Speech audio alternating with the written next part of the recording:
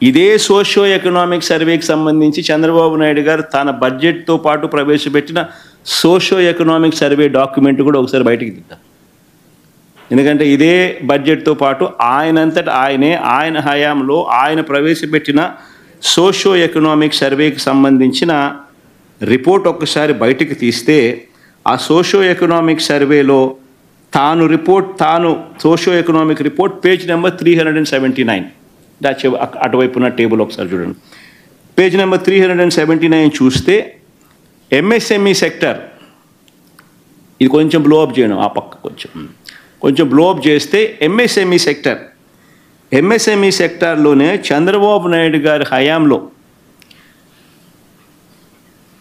2014 నుంచి 19 మధ్య కేవలం ఆయన హయాంలో 8,67,000 మందికి మాత్రమే ఉద్యోగాలకు అందుబాటులోకి తీసుకురాగలిగితే చంద్రబాబు నాయుడు గారు ఇదే వైఎస్ఆర్సీపీ హయాంలో 2019 నుంచి 2024 మధ్యలో ఏకంగా 32,79,770 ఉద్యోగాలు వైఎస్ఆర్సీపీ కల్పించినట్టుగా ఆయన ప్రవేశపెట్టిన socio economic survey report, budget డాక్యుమెంట్స్తో ప్రవేశపెట్టిన సోషియో ఎకనామిక్ సర్వే రిపోర్ట్తో ఆయనే ఒప్పుకుంటూ అసెంబ్లీలో ప్రవేశపెట్టాడు.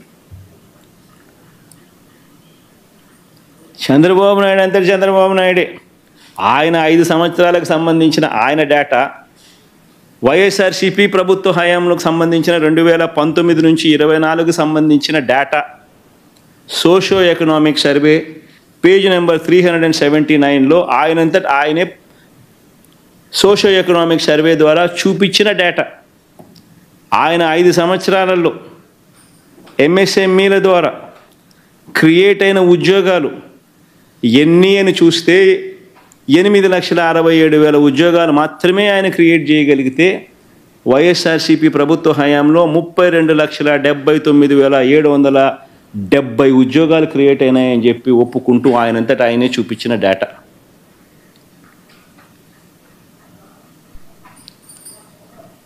ఎవరి హయాంలో అభివృద్ధి రిజిస్టర్ అయింది అని ఒక్కసారి గమనించమని అడుగుతా ఉన్నా. ఇక లార్జ్ అండ్ మెగా యూనిట్స్ కేటగిరీలో కూడా మా 5 సంవత్సరాల హయాంలో 102,000 ఉద్యోగాలు మేము కల్పించినాం. చంద్రబాబు నాయుడు గారి హయాంలో 102,000 కన్నా చాలా తక్కువగానే లార్జ్ అండ్ మెగా యూనిట్స్ కేటగిరీలో కూడా నమోదు కనిపిస్తుంది.